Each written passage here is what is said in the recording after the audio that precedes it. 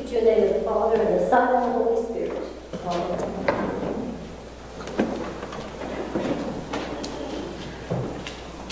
So there's a special poem for today. I didn't know that.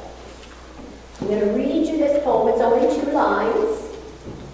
And while I'm reading it to you, I want you to think about what it reminds you of. It will remind you of something else that happens today. I know. See, oh look, Jim's like, I already know. I'm not going to call on you then, Jim. I'm going to call on someone. Are you ready? Here's the poem. If candleless day be fair and bright, winter will have another fight. If candleless day brings cloud and rain, winter won't come again. All righty then, Hugh, what are you thinking of? Groundhog Day, absolutely. How bizarre is that? It's always been crazy to me that today is Groundhog Day, but it's such a holy day in the church. And it's been a holy day in the church from the earliest of times. It's one of the earliest feasts that the church celebrates, strangely. Since back in the 300s, it was an important feast of the church.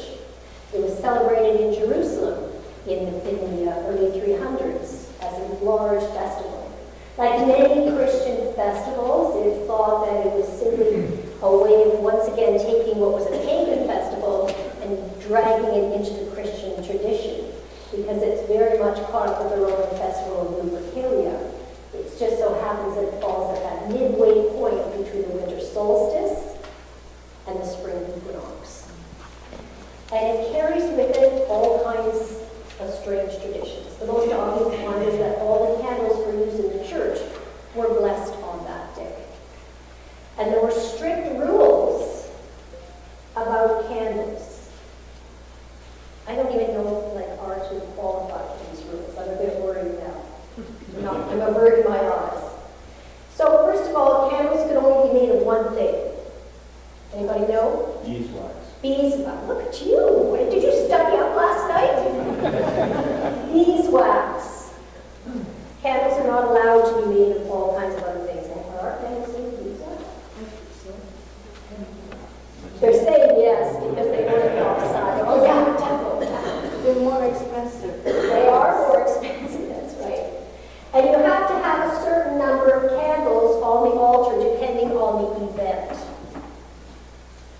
You're probably okay. So if you are having a very solemn Eucharist, you have to have 6 candles. If you were having just a regular sun Eucharist, you have to have 4.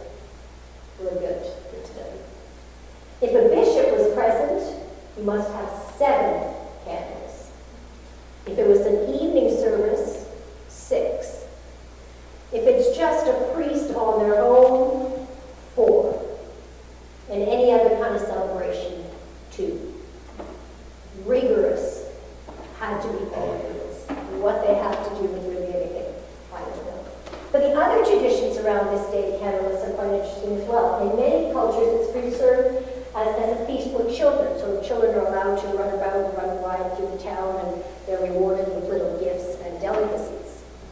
It's also a day in which you're supposed to eat one special food. I'm not even going to go there, Hugh, because I don't want to pressurize you during the sermon. I'll give you a hint. We're going to be having them in a couple of weeks. Pancakes. Look at you all. You're all wrong Wikipedia, I can tell. Crepes, actually, particularly in France. And there's a very bizarre custom around this. That you're meant to be cooking your crepe with one hand, and you're meant to be holding a coin in the other hand. And if you can flip the crepe, have it flip over and land on the other side, you will have prosperity for the entire year. Look at Teresa's like, Rudy, when we get home, get the coin. She leaned right over to us, get the coin. What we have to ask ourselves, does this really have to do with why we're here today? Just another sort of arcane festival of the church. And we have to wonder also then, Why is Luke the only gospel writer who preserved this story? The story is not found in any of the other gospels. So why has Luke preserved it? Why was it important to Luke? And the answer is somewhat found in the story itself. Because for Luke, who was a Greek-speaking Jew, it was important for him that the world began to understand that in Jesus Christ, God was intervening in a very particular way into history. And not just into any kind of history, but into the history of his chosen people, Israel. So it was important for him that Jesus was brought now as an infant, having been circumcised, having been named. He was brought into the temple, that place where all the people of Israel came to encounter their God, to understand his desires for them, to hear the law pronounced. He's brought into that temple. See, I am doing a new thing. And he encounters two old people. Simeon, we're told, who'd been waiting for the longest time to understand what God was going to grant him so that he could depart his life in peace. And Anna, who lived at the temple, we're told, prayed, fasted, waiting every day to see what God would bring in her life. And so their time of waiting, their time of faithfulness, their time of attendance at the place where they met God was rewarded when the Messiah came to that very place. Luke wanted all of his readers to know that in the infant Jesus, God was doing a new thing. He was breaking into history and bringing the gift of grace and salvation for all people. Now, Simeon and Anna could have had very different reactions. They could have said, oh, what a nice baby. How old? What's its name? As we usually do when we encounter people with an infant, don't we? How old? What's its name? Hopefully you get a clue as to whether it's male or female. Maybe like it's wearing pink and blue, but sometimes you just hope you don't say the wrong thing. But they were both profoundly affected and instantly had a conversion moment. Instantly knew that God had now become present to them in a new, startling, and life-changing way. It's not usually what we expect from old people. Don't we always say, oh, people are set in their ways, they can never change, bad with technology, don't want to try anything new. Yet Luke tells us these two people who had lived to a great age, lived in expectation, lived in hope, and lived in openness to see and know something new. And that's really the lesson for us in our celebration today. It's not whether our candles are 100% beeswax, or whether Rudy will be able to flip that crate while holding the coin and guarantee prosperity for he and Teresa for the rest of the year. It's how open are we when we come to this place to hear a new thing, to encounter God in a different way, to be prepared to think and change the way we apprehend our faith.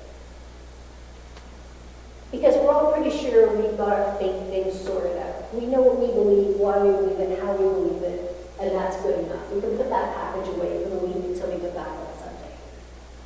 But if we are open, if we're prepared to listen, something you hear today will change your mind about something.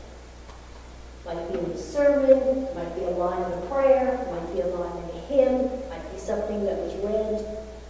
It might be something someone says to you today. If we're open, God enters more deeply into our relationship. Last week, Jim Hodder comes to me. I'm just trying to have a regular day. You know, I'm just trying to get my work done. Jim Hodder goes, do you believe in transubstantiation?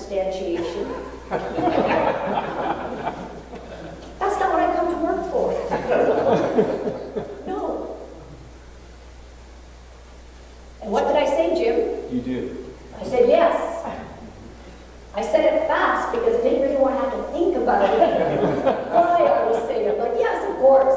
Let's get back to work now. We got a lot to do.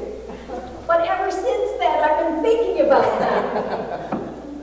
Well, what do I think about transubstantiation? Why do I believe that Jesus is physically actually present in the bread and the wine that's consecrated on the altar?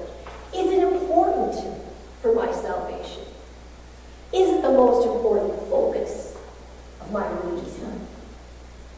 I'm not going to tell you what I think about that. I can tell you only that was God interacting with me to see if I was open to think a little more deeply about my faith, to think a little more deeply about what it was I believed, to think a bit more deeply about whether that particular fact impacted my life as a follower of Jesus Christ. God, we're told, is always in his temple. But he isn't just in the candles and the other weird things we do on Sunday. He's here in each and every one of us. And if we are open, we probably won't learn a new fact, because we think we learned them all in Sunday school. But we will learn more about what God is calling and asking us to know and to do and to be as faithful